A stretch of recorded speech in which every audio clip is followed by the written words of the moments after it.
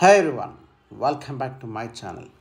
Today's video ఇప్పుడు మేము ముందుకైతే ఒక పామ్ ఆయిల్ తోట తీసుకొచ్చామండి. సో ఇది వచ్చేసి కంప్లీట్గా పామ్ ఆయిల్ తోట. సో నెక్స్ట్ ఇయర్ అయితే క్రాప్కి వచ్చేస్తుంది మనకు పామ్ ఆయిల్ తోట అయితే. సో అలాంటి ల్యాండ్ అనమాట. అంతేకాదండి 66 ఫీట్ రోడ్ బీటీ రోడ్ బీట్ కానుకొని ఉన్నటువంటి ల్యాండ్ అనమాట మనకు వచ్చేసరికి. మా ఛానల్ని మీలో ఎవరైనా మొదటిసారి చూస్తున్నారంటే సబ్స్క్రైబ్ చేయండి, పక్కన బెల్ సింబల్ క్లిక్ చేయండి.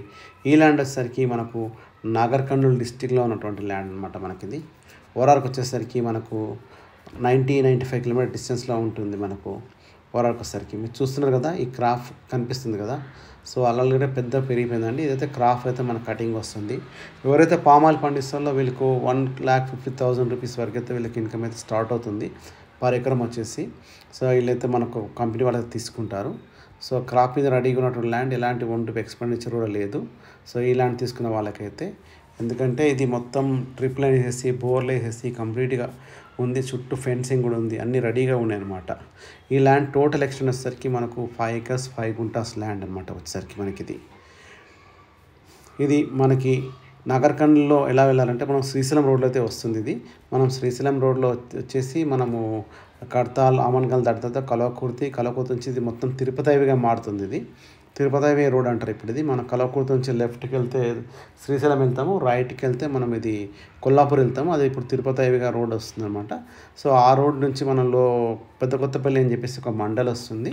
ఆ పెద్ద కొత్తపల్లి మండల్లో ఉన్నటువంటి ల్యాండ్, పెద్ద కొత్తపల్లి మండల్ నుంచి మనం లోపలికి వెళ్తే మనకు అక్కడ చిన్న కొత్తపల్లి అని చెప్పేసి ఒక విలేజ్ ఉంటుంది. అది పెద్ద రోడ్ అనమాట. మనకు 66 ఫీట్ రోడ్, పెద్ద రోడ్డు, తార్ రోడ్, డాంబర్ రోడ్ అంటారు. అలాంటి రోడ్డుకి ఆనుకున్నటువంటి సైట్ ఇది మనకి ఇది.